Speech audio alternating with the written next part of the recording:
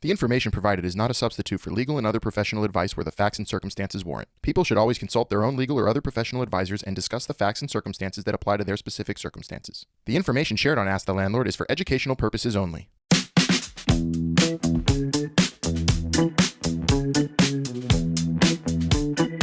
Hi, everyone, and welcome back to another episode of Ask the Landlord with our favorite landlord, Albert Dweck. I'm Melissa. I'm one of Albert's producers and a former New York City, Pittsburgh, Lafayette, Louisiana, and Washington, D.C. renter. And together, we're going to be asking this landlord some questions. If you have a question for Albert and you want to call us, leave us a voicemail on the Ask the Landlord hotline. That number is 646-580-3015. How are you today, Albert? I'm well, Melissa. How are you? I'm good. I'm excited to talk to you a little bit more again. Yeah, it's going great. And so we're more than halfway to 100 episodes, which is so exciting. What an accomplishment. I'm so proud of us. So good job. Thank you. So today I want to talk about, what do you think is the most important piece of advice that you could offer to new or prospective landlords? Someone who's thinking about becoming a landlord, what's your advice for them? That's a good question. So, I have a similar response to when people say, "Oh, I want to get into real estate." And I laugh because it's so vast. It's like, "Oh, I want to be a landlord. I want to own property."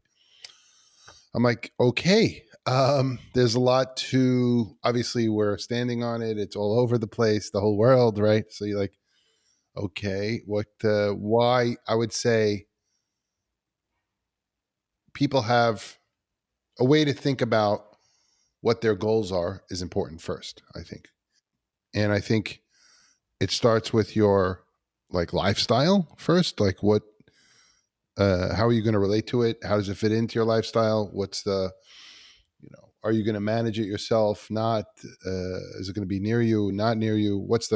Those are things that inform the kind of property you're going to look to get involved in. Also, I think sometimes people get, thrust upon being a landlord, like, oh, they have a family member that they inherited or they're taking care of a property. So sometimes you don't have a choice, you're handling something. So first, the lifestyle, I would say, then how does this relate to your finances? But I'm not saying that you should look for a property first. What I'm saying is you should think about how this fits into your life, what you want to do. Then, how much money do you need to produce with it, right? And then, getting into a place where you're like, this is how much I have to bring in. This is the kind of business I want to be in, because you could be a landlord for retail spaces. You could be a landlord for office buildings. You could be a landlord for industrial spaces. You could be a landlord for homes, apartment buildings, seniors, nursing facilities, right? Student housing. So I'm just picking a lot of stuff. So you're like, oh, okay. And then where is that going to be? That is the best advice. First is figure out where you want to focus, what areas, and how that relates. For example, when I started, I was going to be the manager of the property.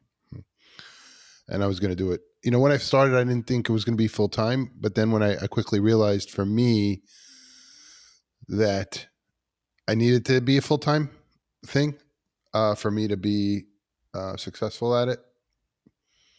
And then I also said, well, I have to buy properties that I'm going to feel comfortable going to, and and that helped shape the kind of properties I was looking for. So, for example, it was a 90-mile radius from my house. I had to feel comfortable going there, safety wise. I wanted to feel good about the providing housing, for where I was. So there were things that that shaped the kind of properties I was looking for. And then, some experience also shaped the properties that I was looking for. But in the beginning, you could see I was more of a looser definition. I started with that.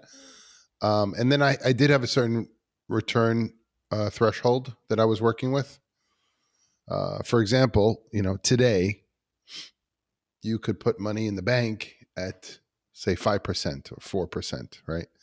So you're like, oh, okay, well, if I'm going to buy a property and manage it and be the landlord, then,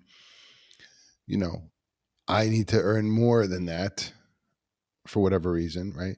I mean, there's a lot of reasons, but, so then that sets the bar, right? So then you start looking around for how to produce that, you know? So there was a criteria and standard for me when I started of a certain return that I was looking for if I was going to be active in this business. So then that informed the kind of things I was doing. So I started buying houses, and then, I learned a lot and then moved to more buildings, apartments, but it's certainly a good place to start. And then once you get into the details, it's like mapping out what the numbers would look like, really, before you buy the property. I would say you could also practice. You could say, look, what if I bought this property, and it could look at it as if you owned it? What would you do? Those are the things you're looking for, right? So, you could really start mapping it out. And there's a lot of good tools out there online, calculators, different kinds of things that you could use. And a lot of research and information today about being a landlord and being able to use technology to increase your education and capabilities. So you mentioned that you started this part-time kind of. Do you think that most landlords, it is their full-time job, or is it kind of a part-time situation? What's your take on that? I don't know. I think that a lot of people have a secondary property, or may own another property that they call an investment property. I don't know. So if you're going to be serious in this business and do it full time, it can be full time. But I'm sure there are a lot of people out there that have, a house or an apartment or something they're involved in, whether they're a landlord. And I got a strange question for you. Do you consider short-term rental property owners like Airbnb, VRBO, do you consider them landlords? Would you use that term? Sure. Meaning people that are doing short-term rentals. Sure. Yeah, Sure. but it could be for 2 nights, a week, a month. They are, there's a business there. Definitely. Do you think that's a good, like a gateway into, being what we define as a true landlord? We can be, sure. And it's a different kind of approach, but it certainly can be. I mean, the short-term rental business or the vacation rental business, it's a way. It's a way of being a landlord for sure. For sure. There's people that do that, just do that. Yeah. Yeah, I've seen a lot of people, on social media, they try to show you how to quickly profit off of, I have 3 rental properties, and it is not easy. They No. make it look easy. It is not No, a easy. wise man once told me, the grass is greener on the other side of the fence, but the water bills are higher, right? So I appreciate that you're saying that, but the reality is, it just doesn't happen. So it takes, like anything else, time, dedication, education, to Spreadsheets. spreadsheets, and it's something you could work at and learn. And Mhm. obviously, there's no replacement for doing it. So partnering with somebody initially, or learning from somebody, is a good idea. Something like that. Apprenticing, taking it slow. Those are all good ideas, right?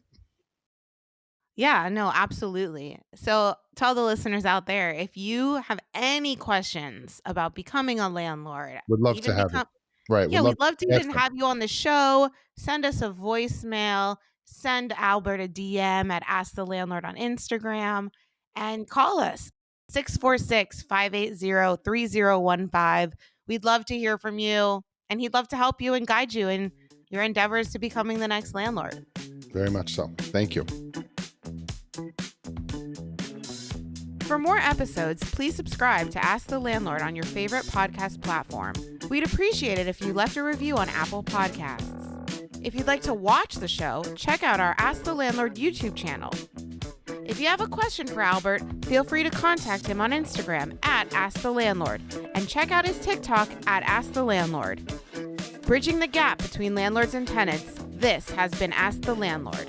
Thanks for listening.